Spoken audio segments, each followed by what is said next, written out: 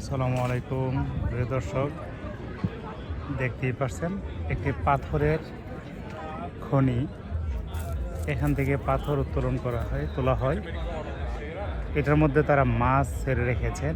কি চমৎকার মাছ, সব কার্প মাছ।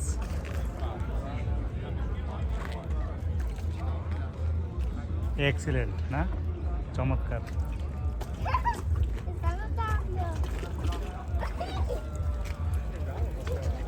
আমরা এই পাশটায় যদি আসি, ব্রাভা, ওয়াও, প্রপার। ওই এখানে খাবার দিয়েছে, সব একসাথে জমেছে।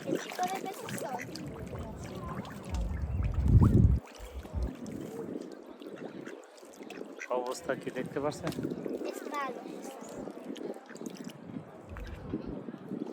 সব কার্প মাছ।